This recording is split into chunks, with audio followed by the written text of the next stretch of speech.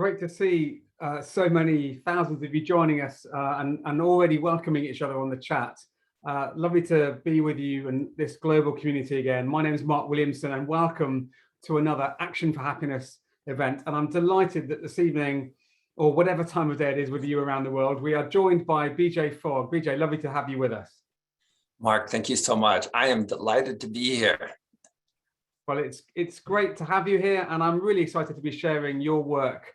I'm sure lots of people in this community are already aware of what you've been doing, but for anyone who isn't, BJ is a behavior scientist at Stanford, but as well as being an academic, spends a lot of his time working in industry and really turning his research into very practical things. And I think we're going to really see that in action this evening, where we're going to not only understand the science of habits and behavior, but also how we can apply that in our lives. So we've called this event Tiny Habits for Happier Living. Tiny Habits is BJ's fantastic book and work. And of course, we're all about creating a happier world with Action for Happiness. So it seems like a lovely marriage of two sets of thinking and objectives. So BJ, I was just going to say a little bit to the audience about the plans, and then I'd love to just dive straight into a conversation. Good.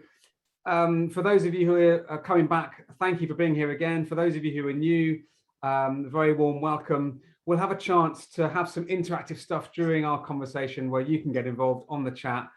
And we'll also have a chance to ask some questions to BJ. So please do use the Q&A function.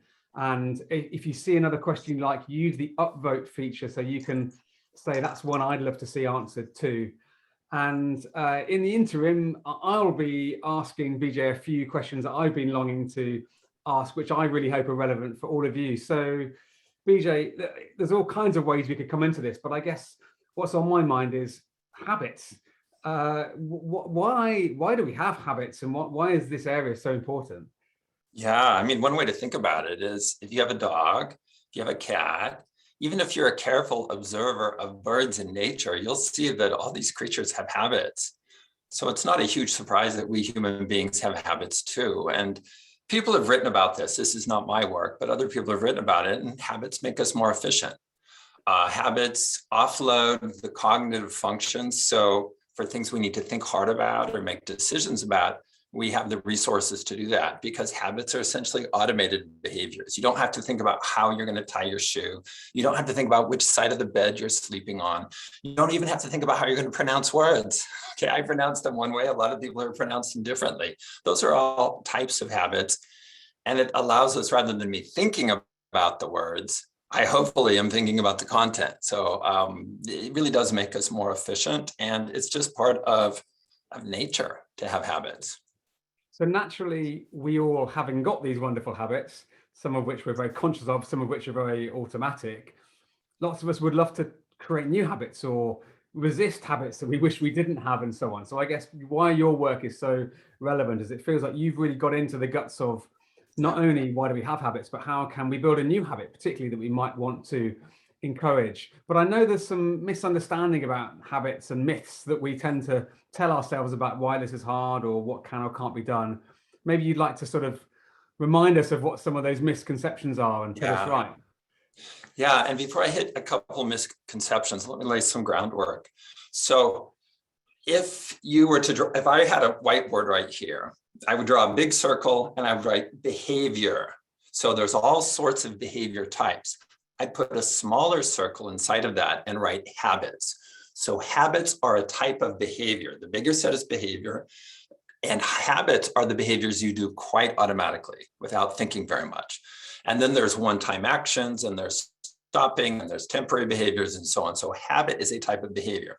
That's how I see it. Now, that said, in English, the word habit is ambiguous. Some people will say, oh, I make it a habit of being mindful. Well, being mindful is an abstract thing. It's not actually a behavior. But we use the word in that way to mean something kind of, oh, I eat healthy, or I'm mindful, or I take care of myself. Well, those are abstract things. They're not actually behaviors, but we use the word habit for that. So just understand that sometimes when people use the word habit, they're not talking about a specific behavior. They're talking about a general approach to life, perhaps. So it's an ambiguous word. We're kind of stuck with it. The academic research and the tradition around habits has really confused people. One of the misconceptions about habits is that they're hard to form. They're not hard to form. Some habits are really easy, some habits are really hard, and there's a whole bunch in the middle. So we're forming habits all the time, whether we're designing for them or not. And so people that say, oh, only do one habit at a time, that's not true. And then so misconception number one is that habits are hard to form. Misconception number two is you only can form one habit at a time. That's not true. And misconception number three is the idea that repetition is what creates the habits. That's not true. If there's been some books, some very, very popular books that promote this myth, and a lot of bloggers. If you want to look up the research that they cite, I'm just going to give you the citation. And you can see for yourself that the science doesn't say repetition creates habits. Look at Lally 2009. So go into your web browser, type LALLY 2009. You'll find the study that's cited that says 66 days. And people are saying 66 days to create a habit. That study is not causal, it's correlation. And so it does not say that repetition creates habits. And one of the chapters in my book, and I wanted to make it super clear. So one of the chapter titles is Emotions Create Habits. So what create habits for us and other creatures is the emotional experience we have when we do that behavior. And if it's a feeling of success, or more generally a positive feeling, and it could also be a feeling of release of anxiety, it's emotions that cause behaviors to be more automatic. So Mark, I'll stop there. There's a host of other myths and misleading things about habits out there, but those are some of the most common ones.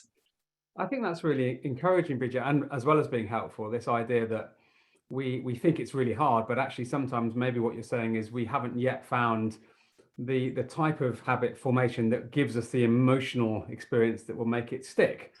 And if I think back to habits I formed, often exactly as you say, it's been that feels good, or I enjoyed that, or wow, that helped me feel something different. Has been something that's led to it lasting. Although I also noticed that some of my changes in habits have come from like a big aha wake up moment of like, oh my goodness, I see the world differently. I will never eat sugar again, or I will whatever, meditate every day. And some come from little tiny steps like, oh, if I, remember to, put my bike helmet near my work bag, I'm more likely to cycle to work. So yeah. That feels like there's a whole range of quite big to quite small here. Where does your work fit in that? Yeah, so I started teaching Tiny Habits in 2011 in a free 5-day course that still exists today, 10 days later. And in the very, very first session in 2011, in the instructions, I said, there's 3 ways to change your behavior for the long term. Number 1 is to have an epiphany, kind of like what you're describing, Mark. But I said then, and I say now, don't rely on that.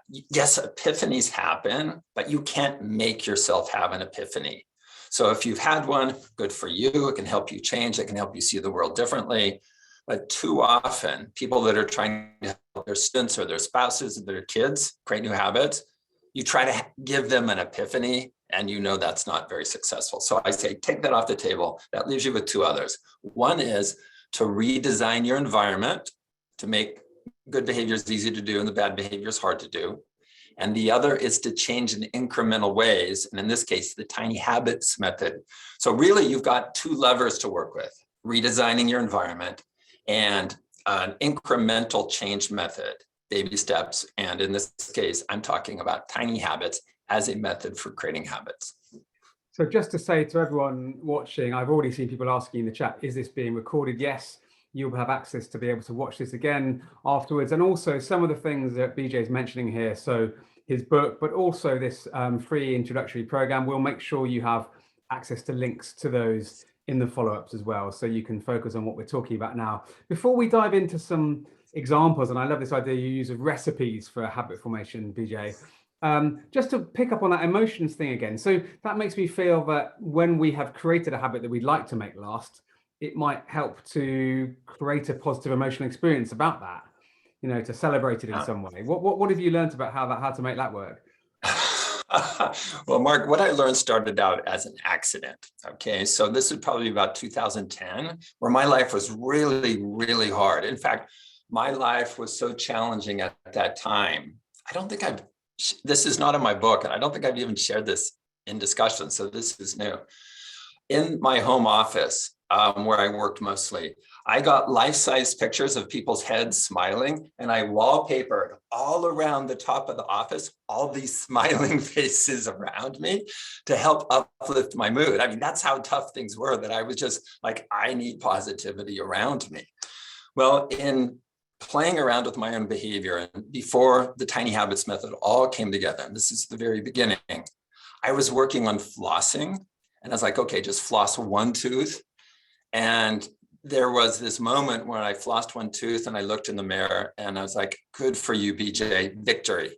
If everything else goes wrong today, you got this one thing right, good for you.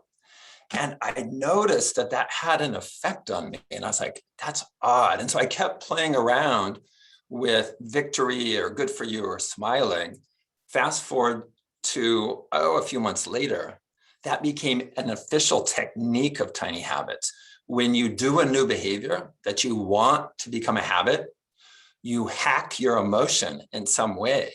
So your brain can pair that new behavior with positive emotion. And in other words, you are hacking the speed of habit formation. And there's well over 100 ways to do this. Some are physical, some are verbal, some are thoughtful. You can even think about your life's purpose, like how does drinking water help me achieve a really important life purpose? So what you're doing in the Tiny Habits method is you're not leaving that emotional reaction to chance. You are self-reinforcing by hacking your own emotion. And we call that celebration. And there's a bunch of ways to do that. It's different for different people. I imagine for me in California, the kind of celebrations I do will be very different than the people in the UK. And I don't just imagine that, I know that because I've worked with hundreds of people from the UK. There are ways you can celebrate that don't feel phony and don't feel odd. And you just, part of the skill of habit formation is finding celebrations that work for you, finding ways that on demand, you can fire off a positive emotion.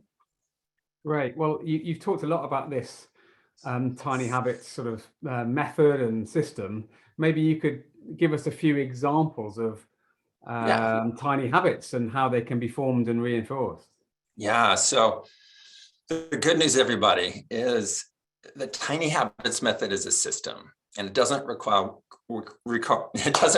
willpower or lots of motivation. And what you're essentially doing is you're designing the habits into your life. You're not just picking something abstract and forcing it in. You're designing it into your life. Just like you say, where should this plant go? Where should this picture go? Where do we put this new chair? Where am I going to store my pens? And so on. So it's a design opportunity, not a willpower challenge. I'll say that again. With Tiny Habits, it's a design opportunity, maybe a design challenge, but it's not a willpower thing and it's not a motivation thing. So in Tiny Habits, there's a format that I call a recipe. And I'm going to read some just out of my book to give you an idea of the recipes and how they sound. I'll give you a few classic ones before I read some examples. After I brush my teeth, I will floss one tooth. Okay, I already brushed my teeth, and then flossing, I designed to come after brushing. Another one that people kind of laugh at, but it's true, is after I pee, I will do 2 push-ups. So yeah, I pee throughout the day, we all do. And then I want to say, well, where does push-ups fit in my life? And oddly enough, it fits after I use the toilet when I'm at home, when I'm at Stanford or traveling. That is let me read some other ones. And there's 300 examples in the back of the book. And I'm just going to turn to, I'm going to turn to kind of a heavy one. And then these are Tiny Habits for caregivers. After I feed the dog, I will read at least one verse from the New Testament. Okay, so the new habit is reading from the New Testament, and this caregiver already feeds the dog. After I see my partner has made me breakfast, I will give him a big hug before sitting down and eating. And let's see, after I give mom a medication, I will note it in my care journal. So I specifically wanted to suggest some tiny habit recipes for caregivers. Here we go. I'm going to flip to another page. Tiny habits for reducing stress. After I wake up in the morning, I will open a window and take a few deep breaths, and I'll skim down.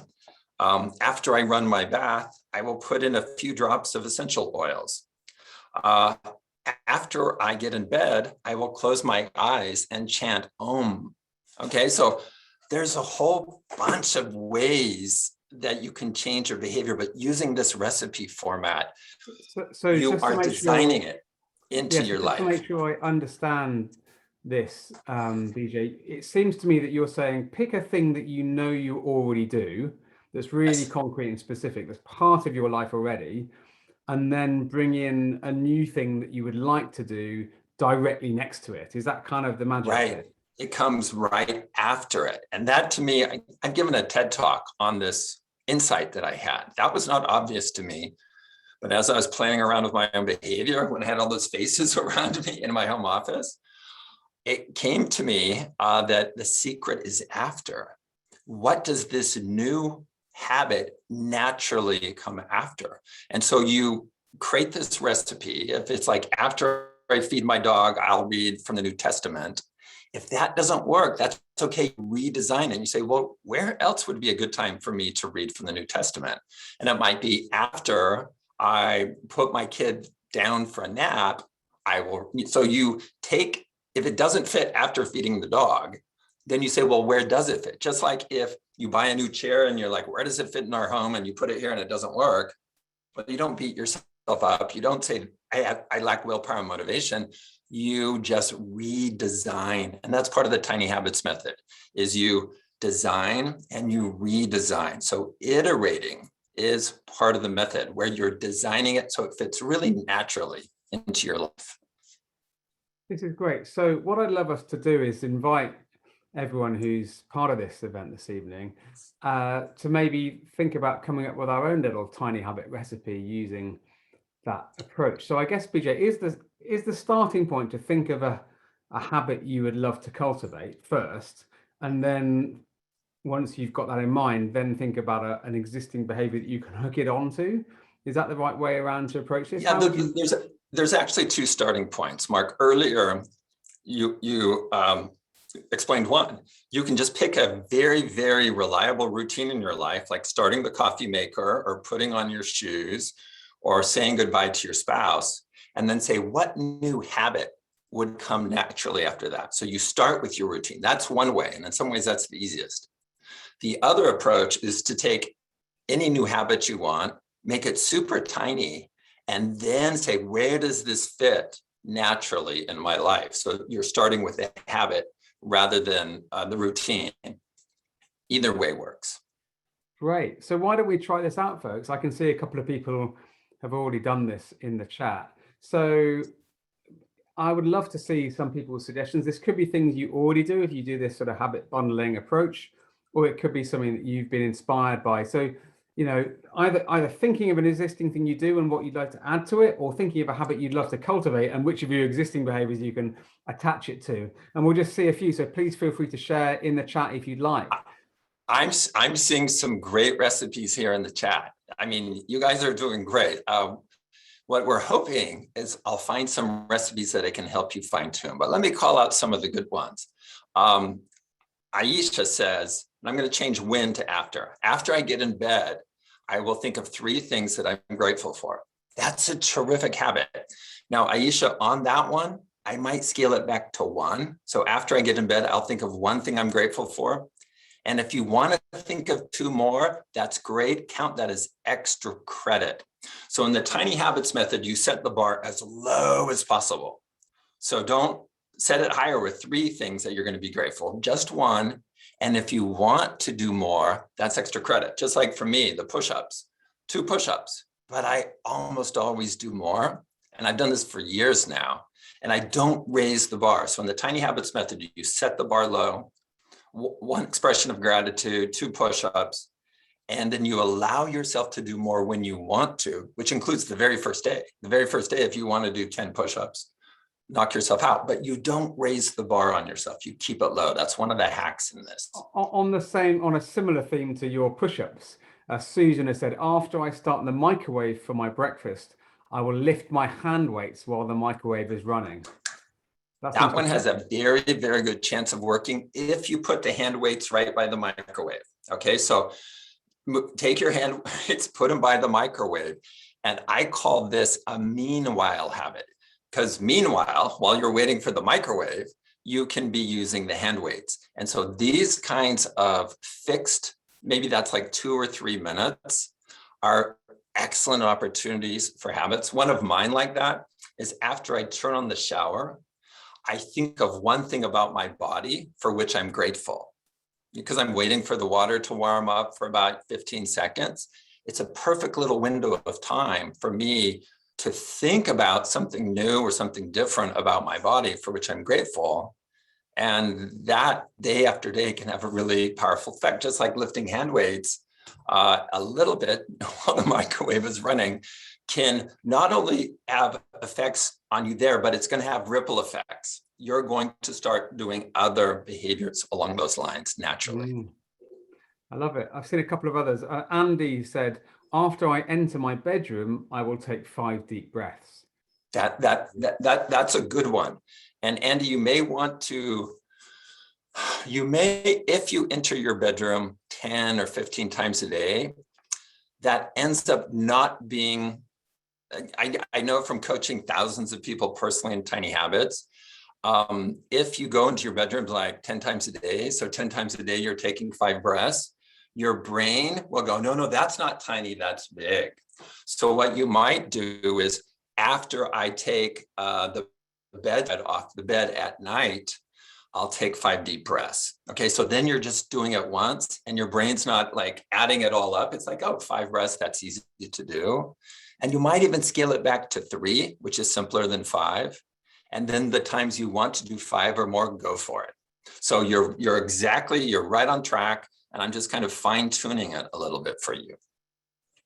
It feels to me that being really crystal clear about the trigger and the behavior, but also really simplifying is what helps make this last. Is that right? Yeah, and let me explain why, Mark. And this is one of the hacks. In the Tiny Habits method, you make it as tiny as possible, but it still needs to have some meaning. And tiny means it's easy to do. And when the behavior is easy to do, then your motivation doesn't have to be high or even middle. It can be quite low and you can still do the 2 push-ups or still lift the hand weights or still take 3 breaths. So one of the hacks of Tiny Habits is you design for consistency. Now, our motivation is not consistent. It goes up and it goes down and so on. And when your motivation is low, you cannot do hard things, but you can still do tiny things. So that's what you're doing by making it so simple.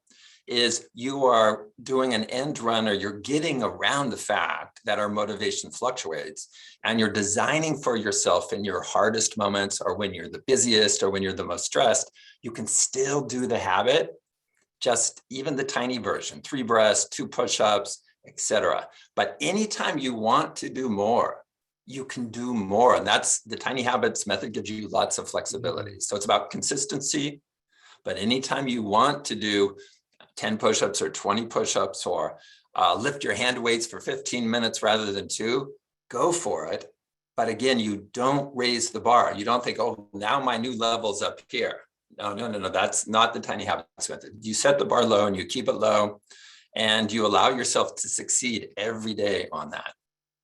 So there's another one here from Justine, which I really love because it's something I really struggle with personally. I suspect lots of us do, which is good intentions and good habits are all well and good. The hardest time though is when we're in a difficult emotional state.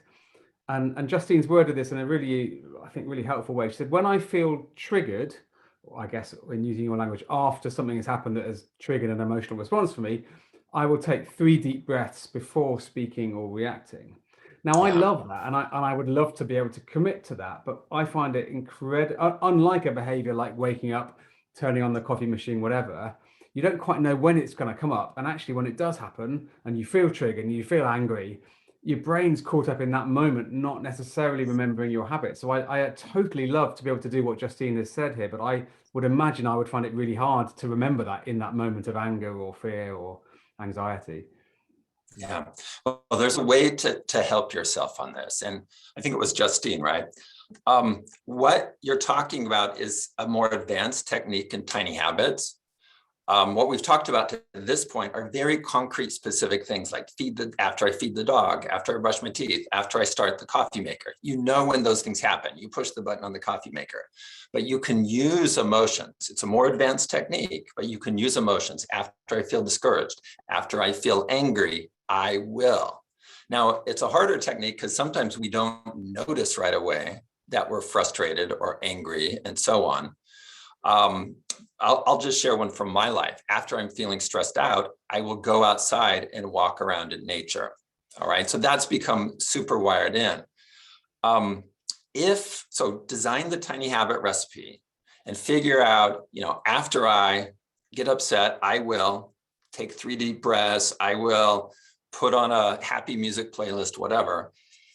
And if that doesn't happen reliably, you can revise it, and you can also rehearse the sequence. And I know this is going to sound crazy to people, but what you can do to help habits form quickly is you rehearse them over and over, just like people rehearse shooting basketball free throws or putting or swimming starts. I mean, Adam Peaty, the awesome breaststroker, the best stroker ever in the history of the world. I'm a breaststroker, and oh my gosh, I have been just so admiring how many times since he practiced his starts and turns. So he's practiced it. So in that moment in the Olympics, he doesn't have to think. What he's doing is automatic. I bring the same idea into habits. Now, with the case of after I feel angry, I will take 3 breaths. You can't, make yourself feel angry. So you kind of have to pretend in that case. After I feel angry, I will do this. And you rehearse it, maybe take 3 or 4 minutes, rehearse it over and over 7 to 10 times.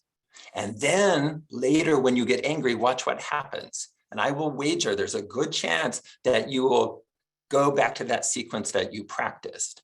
Now, there's other types of habits that are physical, like after I start the microwave, I'll lift my hand weights. Well, you can rehearse that. You can start the microwave, lift the hand weights, reset it, do it again, reset it, do it again. I know it sounds crazy, but this helps wire the habit if you celebrate after each time. So I lift the hand weights and go, good for me, or whatever your celebration is. So those of you that have rehearsed, whether it's music or sports or drama, bring that same concept into habits and rehearse your habits, drill on them, especially these more challenging ones with emotions. So you get your brain connecting, wow, after I get angry, I'm going to take 3 deep breaths and then I'm going to feel good. All right. So that's what you want your brain to recognize. So the next time you're angry, it will go into that mode. Now, if it doesn't happen the next time, rehearse it a bit more. And so that's a more advanced technique, is using emotions. The rehearsal aspect of habits is something that you could do at the beginning. Honestly, most people don't. And the Tiny Habits coaches, in fact, at least one of our coaches is here in the audience today. Hi, Richard and others. Usually we will use that when somebody is having trouble remembering the habit. Then we say, okay, now rehearse it. Do drill over and over with celebration to help wire it into your brain. So, BJ, this is really helpful. As you know, in our work with Action for Happiness, we have a framework called the 10 Keys to Happier Living. It comes from a whole range of science and insight, and it has these great categories where we can take action to be happier, to help others, whether that's about our relationships, our resilience, our sense of meaning and purpose. And they're all fantastic in a general sense. But actually what you're showing us, I think, is that in terms of building those kind of ideas into our daily lives, we need to make them specific and also personal to us. So I wondered if we could perhaps look at some of the quite commonly focused on happiness areas and maybe think about what some examples of tiny habits might be. So one that's always really close to my heart is giving. Like, we know that when we do things for others, it's also great for our happiness as well as the other person. Yet many of us find that hard. I mean, some people are natural givers constantly, but some people, and I've struggled with this at times, in a busy day of things you need to do, you often miss the chance to give, to help, to look out for others. What's the tiny habits approach to giving and helping? I'm so excited. I'm going to give you 3 quick ones because, first of all, I love the 10 categories. This is brilliant work. And I know you've broken it down to make it more specific. In the category of giving, one of mine. So I do a bunch of phone calls every week with free phone calls, 15 minutes, people creating products. And I've done this for years. I've done about 5,000 of these. So one of my tiny habits is after they say hello, I say, how can I help you? That's always the first thing I say. How can I help you? Number one. Next example. Let's say you're at a family reunion and somebody says something. The way I think you give to them is you say, that's interesting. Tell me more. So you're giving them attention. I just got off a week of vacation and family reunions, and that is so powerful to let them tell more. You're giving them the spotlight, basically. And the third example that I really like is, and I think of it, I do this when I'm checking out at a store. The person that's helping me, I look at the person that's helping me. I try to tell them something positive and true about them, whether it's what they're doing, what they're wearing, whatever. So I give a compliment to the person that's helping me. And that makes my day in some ways, because I know for some people, it might be the only positive thing they hear all day. So it could be a literal gift, but it also could be attention, or it could just be recognizing somebody who's helping you and calling that out quite deliberately. Oh, I feel such a warm glow after hearing all 3 of those, BJ. That's so nice. How can I help you? Tell me more about that, but also that authentic compliment. That's just a lovely embodiment of, I think, what lots of us in this community stand for, but also incredibly practical and simple. So that's about love for others, if you like. Another thing lots of us struggle with is self-love. We have an inner critic, we have a harsh voice. One of the keys to happy living that we talk about is acceptance, that sort of ability to be okay with yourself as you are, which is quite easy to say, but very hard to do in a world, especially of social comparison on social media and seeing these other people's perfect lives. So quite a lot of that goes on in our heads. It's almost like a habit of talking to ourselves. I mean, I was shocked to find how rude I can be to myself. You effing idiot, and all these sort of things I say to myself. Are there little tiny habits approaches to sort of being kinder to ourselves as well as others? Yes, absolutely. And I have some tiny habits coaches who have specialized in this, how to use tiny habits to calm the inner critic, to stop that chatter inside your head. One of the habits that I've done for years is after I've underperformed, after I feel like I've underperformed, I will say, everybody does the best they can. Nobody tries to screw up. So I say that not in the first person, like I'm doing the best I can. I don't try to screw up. I don't know why. Saying it in more the third person works better for me. Like everyone does the best they can. Nobody tries to screw up. That just helps me go, yeah, I did the best I could. I didn't try to screw up. And that helps me. Now, I also use that with other people that I get frustrated with, whether they're driving irrationally or they're making me wait to get off the plane or whatever. Like I just flew back, I'm flying stressful and somebody's in your way and it seems like they're not really trying to get off the plane. Rather than get upset, is just inside your head, say, everyone does the best they can. Nobody tries to screw up. That works for me. Now, there's a bunch of other ways to do that and give yourself compassion and understanding. So there's a lot more there, but that's one that I've used. One from the chat. Louise has just written something which I think very much echoes what you said a moment ago. She says, after I make a mistake, I say to myself, I love you anyway, which I think is lovely. I'm going to try that. Thank you. And this is why I love these examples here. So Tiny Habits, the book, is how to create habits, but it doesn't tell you exactly what habits to form, because I didn't feel like it was my role to say, here are the habits you should have. So I tell you how, but you got to find the what, like what habits, and hearing these and seeing those in the chat are excellent. And what you've done, Mark, with these 10 areas and the specifics is really guiding people toward the what, whereas Tiny Habits is the how. So with the what, to do to be happy. Now you have the how to make them habits and putting them together, which is why talking to you and talking to everybody is a big deal for me. We're bringing both of the pieces together. Well, in a moment, BJ, I want to come on to some of these great questions that people have been posting or indeed voting up on other people's questions. But before we leave this, what's been a fascinating thread, it feels to me from what I've seen of you saying is that this is sort of about experimentation, in that you find things you do anyway, and you find things you want to do, and you try piecing them together, but you observe, and it's a sort of self-awareness project, really, because you find what does work, but you also notice what doesn't work. And what I've loved is hearing you riff off people's comments in the chat and thinking, oh, I'll try that myself. It shows that you're still very much treating this like an ongoing project for yourself too. Is that right? Is this about sort of revising as we go along and Yes. keeping on experimenting? Yeah, from probably week 1 or 2 in 2011, when I was teaching the 5-day email course, again, which still exists, you can join that. Practice and revise. I kept telling people practice and revise. In other words, just dive in, do it, and if it doesn't work, revise. And I would say revision is part of the method. Revision. In fact, Mark, the title of my book almost was going to be The Change Lab, to emphasize this laboratory. You're experimenting on yourself. We decided to call it Tiny Habits instead. But what I like about the idea and the practice of is part of the method. It means you don't have to be perfect.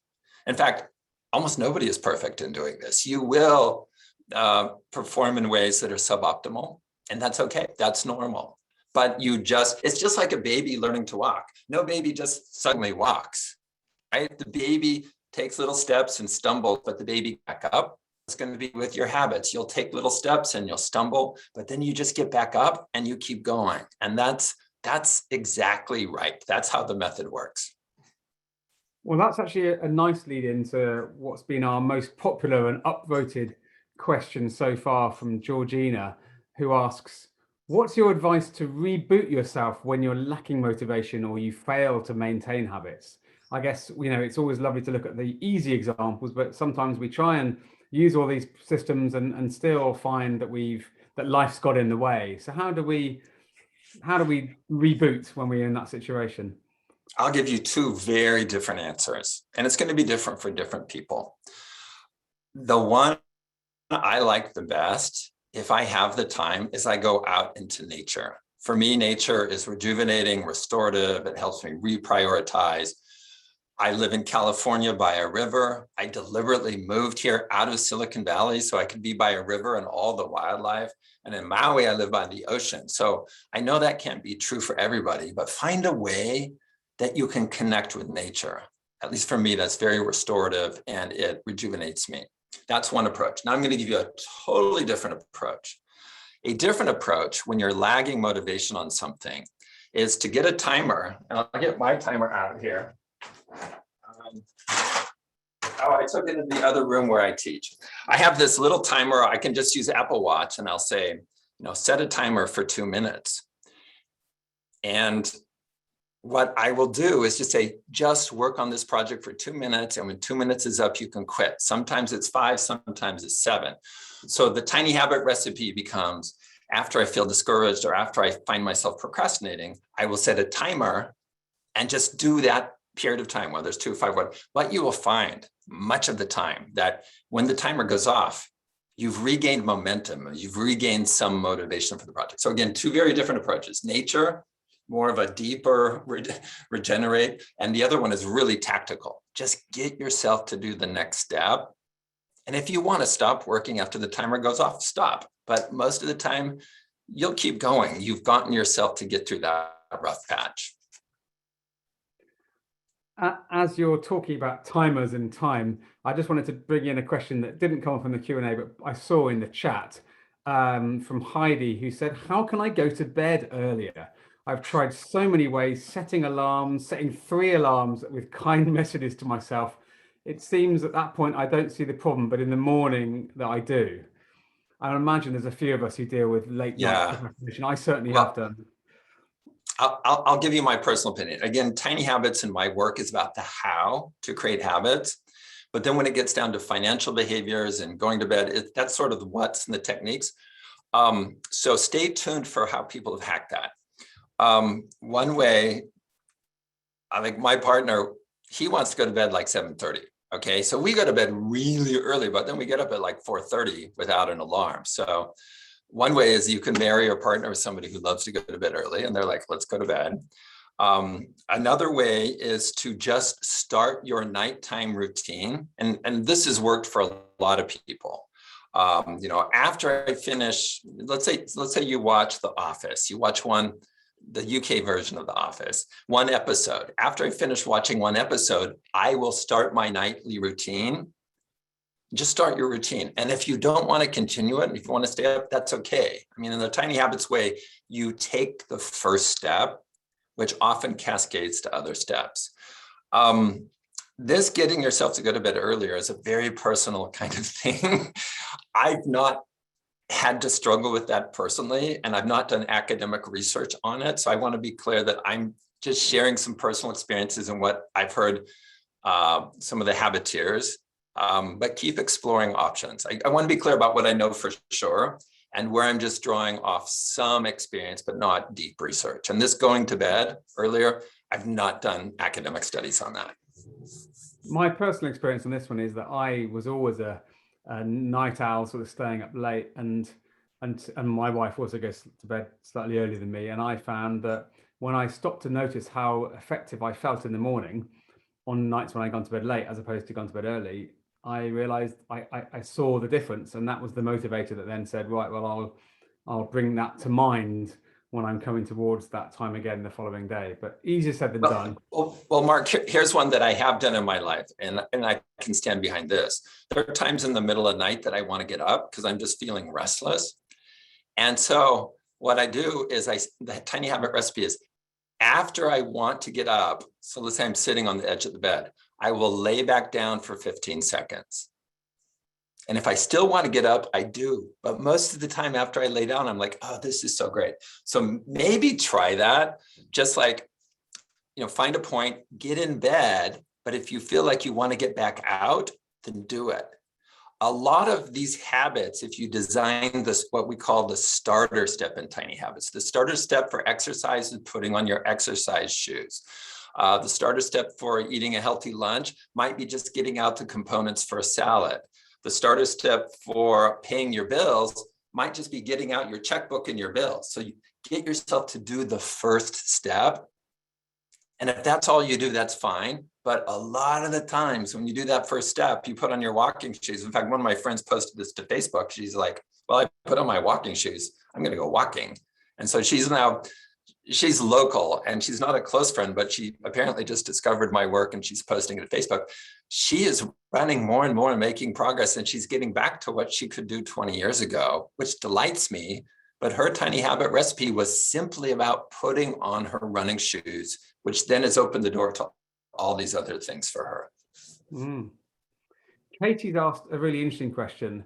How do you create a positive experience around a habit that's a necessary evil, i.e. something you really need to do, but you don't enjoy?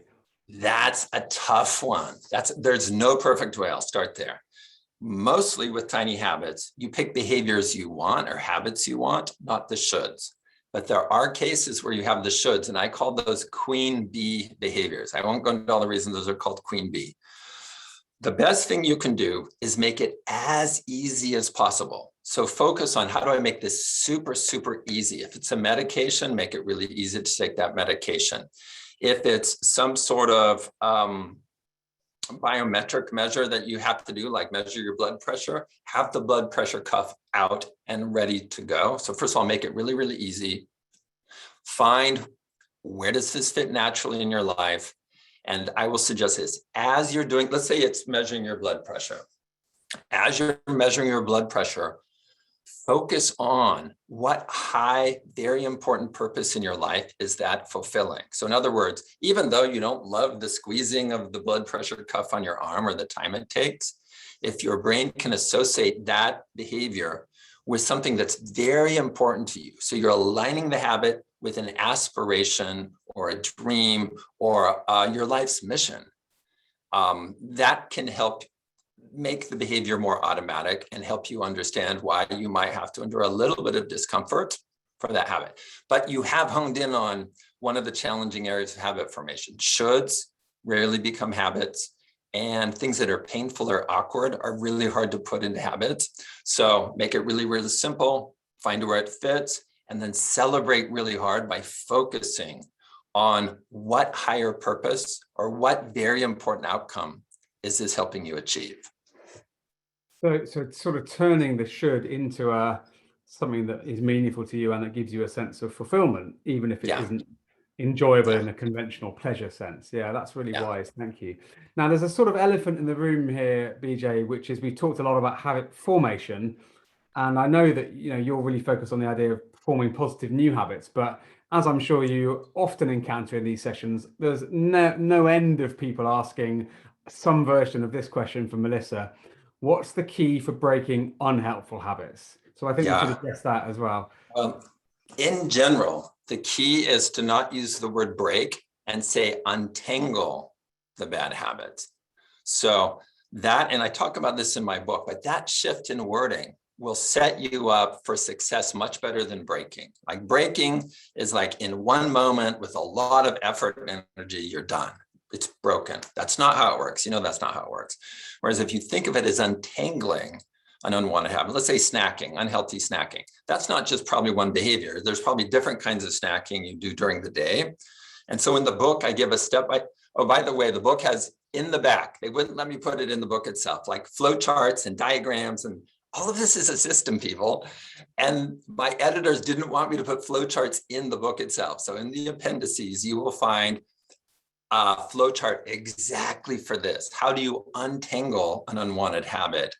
And once you figure out what those different tangles are, you work on the easiest one first, not the hardest, the easiest one first. Just like if my phone cord were all tangled up, I don't go to the hardest tangle, I go to the easiest one, then the next easiest one, and so on. So it's a process, which is why I like untangle. Now, that said, if there is a habit that is life-threatening, like some sort of an addiction that's damaging your life, get professional help that you need. Absolutely. I mean, I just don't want to pretend like Tiny Habits or any book. I mean, there's no proven way to break bad habits. There's a very popular book that says it on the cover. That is not true. There's no proven way. There's different ways to approach it, but there's no one proven way. Forming habits is relatively simple compared to breaking habits, and a more sophisticated ways to think about it is untangling, and it's different for different types of habits. And again, if it's life-threatening or harming your life, find the professional who specializes in that kind of thing. I can't say that enough. I lost a nephew about 10 years ago to an accidental drug overdose. And when that happened in our family, we resolved that we would never keep that secret. I mean, there was some stigma, less so, but still stigma around that. But it has made me take the issue very, very seriously. This was before I was working very much on habits, and certainly I wasn't working on breaking habits. But these things can be really serious and life-threatening. So invest the time and effort that's needed, and that often includes bringing in the right kind of professional to help you or help a loved one, so you don't have a devastating outcome like we had years ago in my family. Well, I'm really sorry for your loss, but I'm really grateful you've shared that, and I think that's very wise advice, BJ. I just wanted to pause and offer gratitude to Justine in the chat, who, in the subject of habits and helpful things, she's just said, I use the Action for Happiness app, best app I've ever downloaded, highly recommended. So thank you for that, Justine. Anyone who's not come across the app, which you can find by searching on all the app stores in the normal way, it sends out daily nudges and ideas, but most importantly, and I think this is key to habit formation, or one part of it, it's got a really supportive community. So when people share what they're doing, others come in and say, that's wonderful. And it creates a lot of that celebration, that emotional experience, particularly in connection to others. So not only do you say, I went for this walk today, but other people come in and say, that looks beautiful, well done, or where are you going tomorrow? And I think that is one of the lovely things I love about this community, of people supporting each other in that way. Clifford's got a great question, which I feel is particularly aimed at me. So my wife would joke and say that when I have a habit, I get obsessive about it, whether it's like a change to my diet or deciding I want to cycle every day for a week, or I get a little bit over the top. And Clifford's question is, how do you avoid habits, either good or bad, drifting too far and becoming addictions or OCD? Is that a problem? Don't know. I honestly don't know. So I want to be clear about what I know and what I don't. I haven't studied that. What I would do, Clifford, if I were with you in person, I would say, give me an example, right? Because that's always, because you may be thinking one thing and I answer it this way. So maybe Clifford can type in the example. In the meantime, let me say this. View your habits as like a garden of flowers and plants and trees, and different habits are different sizes, and they will have different lifespans and positions, just like a garden will. And you don't always want your habit garden to be exactly the same, okay? The traditional way of habits is you write down a goal and you have to do exactly that. That's not tiny habits. Think of it as an evolving thing. Your set of habits will evolve over time as your life changes and as the seasons change and as your needs change and as you discover other things. Behind me, I have some recorders. So I was playing slide whistle until my partner told me how much he hated it. And then I shifted to the recorder and he didn't like it. So I went to a bigger one. And now I have a huge recorder that he loves. And it's actually replaced my meditation. What's that? You want me to play it? Yeah, let's see it.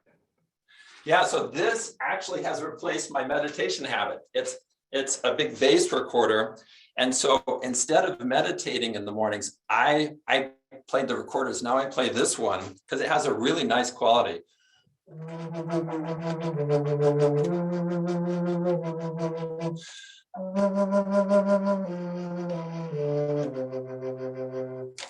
So the fact that my habit has changed and I'm not doing formal meditation, but I'm playing this in a meditative way, that's great. That's not a weakness, that's a strength. So look at the habits you have, whether it's doing push-ups after you pee, like there's times when I did squats instead of push-ups, and then maybe I go back to push-ups. So think of your habits as flexible, as something that when a habit no longer serves you, then swap it out. Now, for the question of becoming obsessed with it, man, I don't know if it's something like tidiness or healthy eating. I'm not sure that's a bad thing. Healthy eating in this case. Clifford has come back in the chat. And actually, again, it's quite similar to something I do. And again, has driven loved ones of mine a little bit mad at times. Cliff has just said a specific diet, eating at the same time every day, using the same process in the same place, which, I can personally see, if it's something that works for you health-wise and you enjoy, I quite like that consistency. But I also find that others around me don't respond to it in such positive ways necessarily. Yeah. Well, I think one thing everybody has to find in their own life is the balance between habits and spontaneity. I am naturally a person that loves spontaneity and improvisation. I love that. So the fact that I focused on habits is kind of ironic, right? Because I never teach the same class at Stanford. I never give the same keynote. I would find that boring. So I love spontaneity. But habits, having things I don't have to think about, allows me to have more spontaneity. Other people want to routinize a lot more than I would and have less spontaneity, and other people shift the other direction. So I think it's really a personal style issue about what do you create into habits so you don't have to think about them, and what things do you allow yourself to be flexible. For example, my breakfast is always the same. I have exactly the same breakfast. I've dialed it in. It's perfect. It's exactly right for me, but my lunches are always different. And that's what works great for me. And maybe this is coming back to your point about emotion, because I think if the same meal brings a sense of mundane repetition, joylessness, that's obviously not working. But if it's a sense of comfort and an emotional boost, and then maybe that's to your point of emotion, that's a really helpful hook. So I want us to keep in mind that really key point you shared, that it's about an emotional experience. BJ, we're rapidly running out of time, and you've mentioned loads of great resources people can use. We will share links tomorrow to your book, to the 5-day introductory program, which I'm doing at the moment and really enjoying. And you've mentioned to me that there's a recipe maker. I love this idea of habit recipes. Do you want to say a little bit about what Yes. that is? Because I think that's freely available as well, isn't it? The fastest, simplest way to get into tiny habits. Yes, there's a 5-day program that takes 35 minutes in total. You can get going even faster at tinyhabits.com/recipes. So this is software where you mix and match the habits anchors, and it works best on mobile phones and tablets. So I got it designed. You can do it in a web browser, but that's like a 3-minute experience to create tiny habit recipes. So if I were to level you up, it's like go to tinyhabits.com/recipes, goof around with the recipe maker, create your tiny habit recipes. The next level up from there is a free 5-day program. That's about a 35-minute commitment. The next step up from there is maybe doing the 5-day program again. And the next step up from there is the book, which is a substantial step. And then the step up from there is to certify in tiny habits and become a certified tiny habits coach, which is another big step. But in 2 or 3 minutes, you can get started with Recipe Maker at tinyhabits.com/recipes. That's great to know. We'll definitely share a link to that as well. So a habit I am building, and I will try and word it now in your format, which is after I have had the pleasure of engaging with a brilliant speaker on one of these events, I will offer thanks to a range of people. So first of all, to you, BJ, that's been an amazing time together. I really learned so much. I'm really grateful for all the work you've done and sharing that in such an interactive way with our community. And I'm also really grateful to all of you who've been involved in this, all the great things you've been sharing, all those fantastic questions, and the sense, I think, of enthusiasm for getting involved in this great world of tiny habits. Also, huge thanks to everyone who donated to be part of this event this evening. We're a small charity. Those donations help us continue to do our work. So if you've done that, thank you. If you'd like to contribute, having got something out of this, there'll be, again, a link in our follow-up email tomorrow if you'd like to contribute. But BJ, I wanted to sort of allow you to have the final word. Is there any sort of summary thought you'd like to leave us with before we part? Yeah, I mean, it's good news. The good news is habits can be really easy to form. And the more you practice creating habits in the right way, the better you get. It's a skill. It's a set of skills like driving. You know, driving once probably seemed very scary and intimidating, but as you practiced, those skills became automatic and simple. That's how habit formation can be for you. And that's what my work's about, the book's about, the Tiny Habits coaching is about, is to make it really easy and straightforward to change your life in almost any way that you want. So it's like good news. It's not like this hard thing, and it's not a thing that requires willpower or tons of motivation. There is this new way to create habits in your life, and even the small ones can then be transformative. And we didn't get into how that happens, but we see, and I've seen this for 10 years in the data, week after week after week for 10 years, that the vast majority of people who do these habits in these small ways report other changes in their life. Change leads to change. There's this ripple effect that happens. So that is, to me, really exciting. And I think it's just wonderful, good news that change is easier than you think. And you don't have to wait till you're super motivated to get started, because it's simple. So just dive in and have fun with it. Don't get uptight, have fun, play around. See it as a fun journey of discovery. BJ, thank you so much for your time and for sharing your wisdom. It's been a real pleasure being with you today, and we're so grateful. Keep up the great work, and thank you, everyone. Thanks.